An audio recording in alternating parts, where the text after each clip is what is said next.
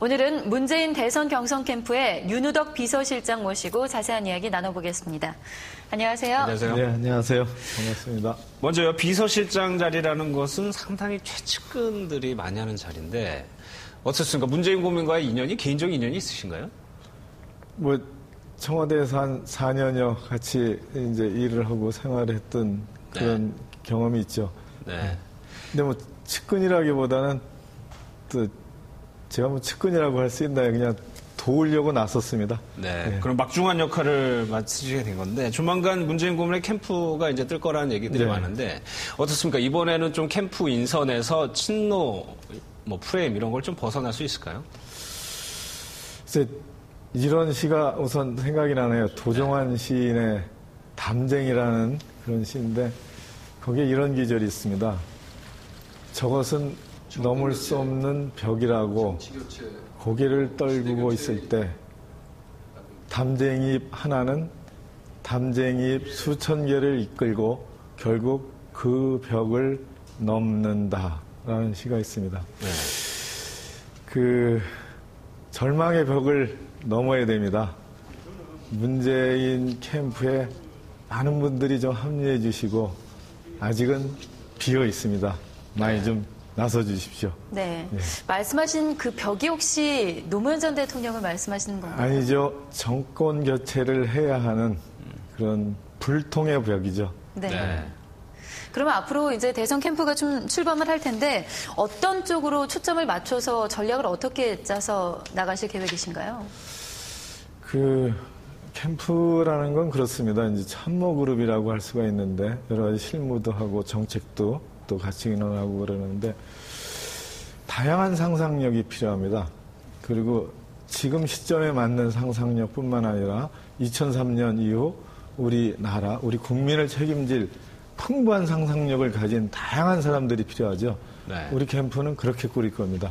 그래서 아직 비어 있습니다. 네. 아직도 들어갈 수 있는 공간이 많습니까? 네, 알겠습니다. 정해진 분은 딱 3분입니다. 저 비서실장과 2분의 대변인 이렇게만 정해져 있고 아직 룸이 많습니다. 네. 알겠습니다. 최근에 좀 민주당 상황을 보면요, 그 대선 후보들이 문재인 때리게 나선 모습이 좀 유독 좀 눈에 띄어요. 네. 이런 현상을 좀 어떻게 보십니까? 당내에서 대세라는 것을 반증해주는 좋은 신호라고 생각을 합니다. 네. 근데 그렇죠. 너무 때리면 좀 아프죠. 네. 그래서 우리 경쟁은 우리 내부 경쟁이 목표가 아니고 그 상대 당의 후보를 이겨야 하는 그런 경쟁의 과정입니다. 네. 그래서 몸집을 좀 키울 수 있을 만큼만 때려주셨으면 하는 그런 부탁을 좀 드립니다. 네. 전혀 대응을 안 하고 계시던데요. 앞으로도 대응을 안 하실 계획이신가요? 내부 경선이라는 거는 최종적인 승리를 위해서 치러지는 과정입니다. 그래서 화합하고 단결하고 또 기여하고 헌신하는 과정이라고 저희는 그렇게 생각하고 있습니다. 네. 모든 분들이 우리 당의 최종 후보를 도와서 본선에서 그 넘기 어려운 벽을 넘어야 할 공동의 책임을 가지고 있는 거죠. 네. 저희는 본선이 목표입니다. 네. 본선을 가기 위해서는 일단 당내 예선을 거쳐야 되는데 지금 문재인 고문의 지지율을 살펴보면은 약간 좀 정체되는 현상이 좀 나타나고 있고요.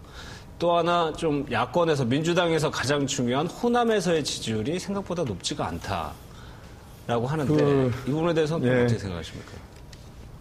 전혀 아니죠. 지지율은 상승세에 있습니다. 상승하고 있습니다. 네, 오늘 7월 2일이죠. 네. 7월 1일자로 우리 대한민국 정치부 기자들을 대상으로 해서 한 여론조사가 있습니다. 네.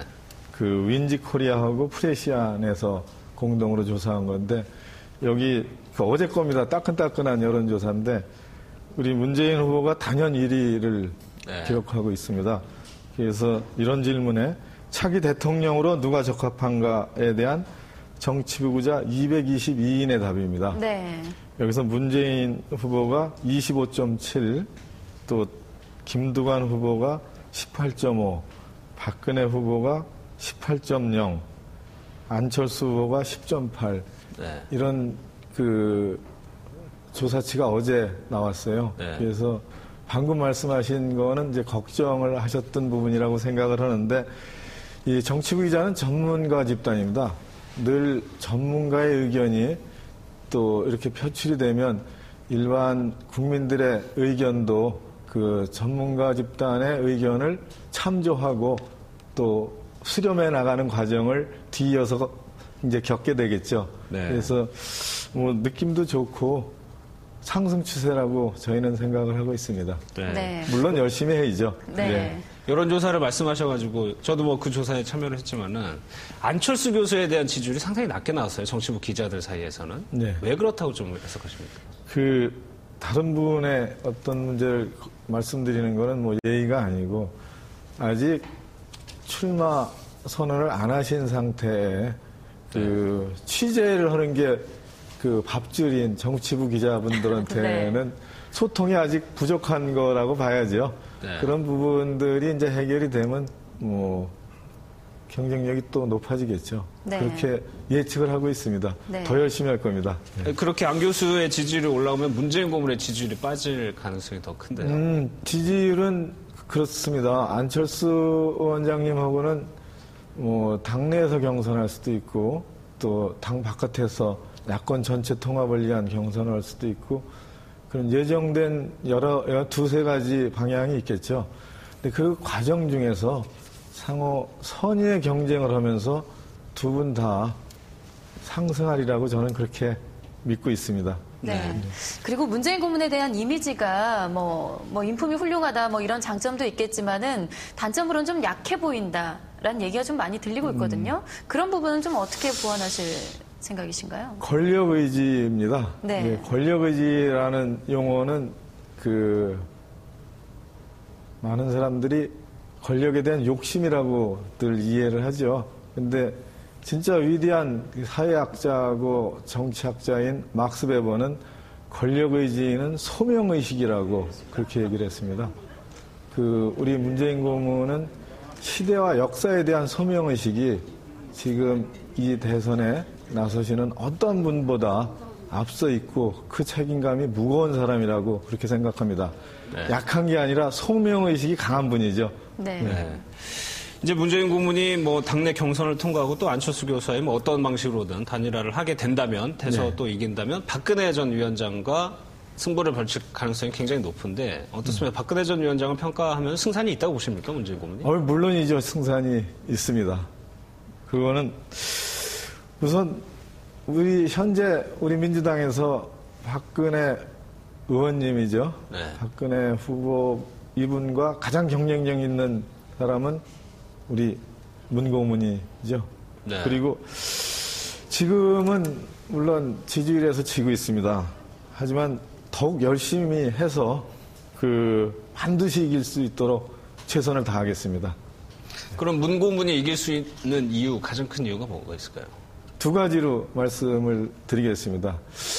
첫째는 풍부한 국정 운영 경험이라고 생각을 합니다. 저도 청와대에 있어 봤지만 대통령께서 5개를 결재를 하면 사실 15개의 결재 사안을 충분히 검토를 하고 5개를 올리게 되죠.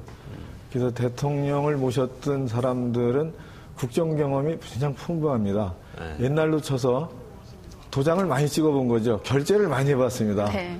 같이 청와대에서 더 많은 생활을 하셨던 상대방의 강력한 후보께서는 생활은 많이 하셨지만 결재해 본 적은 없죠. 네. 실제 국정을 알고 있는 분은 문재인 고문이라고 저는 자신 있게 말씀드리고요. 또 하나는 새로운 대한민국은 국민과 소통하는 게 가장 중요합니다. 매번 그런 것을 느끼죠. 오늘 같은 경우에도 군사협정, 국민과 소통이 안 돼서 일어난 일입니다. 네. 저는 이렇게 비교를 하고 싶습니다. 불통의 리더십하고 무한소통의 리더십이 대결을 하는 겁니다. 국민 여러분이 누굴 선택하시겠습니까? 결과는 자신할 수 있습니다. 네. 열심히 하고 있습니다. 네. 경선 누울 논의가 지금 한창 진행되고 있는데 이해찬 대표가 9월 25일까지 확정을 하겠다고 밝혔어요. 네. 시기적으로 어떻게 적절하다고 보십니까? 그 정도 시기를 가늠하지 않을 방법이 없는 게 올림픽이 있어서 그렇습니다. 이때까지 있어서 그때는 저희가 열심히 해도 국민 여러분들이 이제 올림픽에 많은 관심을 가지게 되기 때문에 그 기간을 좀 피하게 되면 이 지금 우리 이해찬 대표께서 말씀하신 그 정도 일정이 뭐 합리적이라고 저희는 생각하고 있습니다. 네. 네. 그리고 룰에 대해서는 어떤 입장이신가요? 지금 완전 국민 참여 경선 좀 참여하는 찬성하는 쪽이신가요? 그 룰이라는 건 그렇습니다. 이걸 룰을 당내 문제로만 볼 수도 있고 또 전국적으로는 본선에 유용한 그 도구, 최종 병기, 활 이런 얘기 하잖아요. 네. 4년 전에 미국 민주당에서 오픈 프라이머리가 있었습니다. 당시 오바마가 2,500만 표를 얻고 힐러리 후보가 2,000만 표를 얻었습니다. 그 민주당 오픈 프라이머리의 예비 경선이죠. 4,500만의 국민이 나서줬습니다. 본선에서 6,000만 표를 이겼어요. 우리 민주당, 민주통합당의 예비 경선은 국민과 소통하는 그런 예비 경선이 될 겁니다. 저희도 300만에서 500만의 국민이 참여를 하시고 또 민주당이 그리고 있는 꿈과 희망을 그 과정에서 국민들께 설명할 수 있을 겁니다. 그래서 저희는 우리 민주당의 경선 룰이지만 가장 개방적이었으면 좋겠고 한 분이라도 더 국민이 관심을 가지고 참여할 수 있는 확장형 경선 방법이었으면 하는 그런 바람입니다. 네. 네. 그러면요, 계속해서 뭐 당대표 경선 때부터 그랬지만 논란이 되고 있는 모바일 투표는 어떻게 해야 된다고 보시나요? 모바일 투표는 제가 보기에는 필연적 방법이라고 생각을 합니다. 그리고 이것이 우리의 장점이죠. IT 산업의 장점이고 그리고 이미 여러 차례의 당내 경선에서 모바일 투표를 채택을 했습니다. 이 방법이 현장에 나오시는 번거로움을 덜고 가장 많은 관심 있는 국민께 참여하실 수 있게 해드리는 그런 방식입니다. 꼭 모바일 투표는 채택이 될 겁니다. 네. 그리고요, 제가 문재인 고문의 인터뷰 기사 중에 좀 흥미롭게 봤던 게 김두관 지사를 가장 강력한 경쟁자라고 여러 번 얘기를 했어요. 네, 예. 실제로 좀 위협이 된다고 느끼십니까? 김두관 지사가 출마를 하게 되면은? 그 위협이라고 생각하는 게 아니고 그 치열한 경쟁을 통해서 국민들께 우리가 가지고 있는 꿈과 희망을 얘기할 수 있어야 됩니다. 네. 그러려면 국민들이 바라봐 주셔야 되죠. 네. 그러면 여러분들이 참여를 해 주셔야 되고 그리고 경쟁력 있는 분들이 참여를 해 주셔야 되죠. 그런 의미에서 말씀을 드린 거고 그분의 경쟁력은 대단하죠. 의장에서 군수, 군수에서 장관, 장관에서 도정을 책임지기는 스토리입니다. 네. 대중, 서민이 공감할 수 있는 스토리를 가지신 분이죠. 이런 분들이 당내 경선에서 우호적이고 또 협력적인 경선을 펼친다면 얼마든지 그 국민과의 소통의 폭을 넓히고 우리의 꿈과 희망을 전해드릴 수 있을 것이라고 저희는 그렇게 생각합니다. 네. 마지막으로요, 이제 대선 캠프 출범하고 대선 레이스에 본격적으로 접어들게 되면 문재인 고문에 대한 검증이 본격적으로 시작이 될 거란 말이죠. 네. 부산 저축은행권 관련해서도 좀 명예훼손으로 뭐 고발도 하고 그런 일도 있었고, 좀 어떤 생각으로 좀 대처해 나가실 계획이십니까? 뭐, 검증 철저히 받아야죠. 당연히 받아야 됩니다. 근데 다 상대적인 겁니다. 사실상 새누리당의 유력한 후보는 검증 자체가 이미 끝난 거 아닙니까? 당내 경선이라는 게 그게 치열한 것도 아니고 네. 다 된 밥인 것 같은데 우리 이제 민주당은 조만간 경선이 진행이 됩니다. 이 진행되는 과정에서 선의의 경쟁을 하면서 상호 그리고 언론으로부터 철저한 검증을 받을 겁니다. 그 검증을 통해서 더 단련되고 더 좋은 꿈, 더 큰 희망을 국민들께 전달하려고 합니다. 열심히 준비하고 있습니다. 네, 네, 알겠습니다. 오늘 말씀 여기까지 듣겠습니다. 고맙습니다. 고맙습니다. 네, 감사합니다.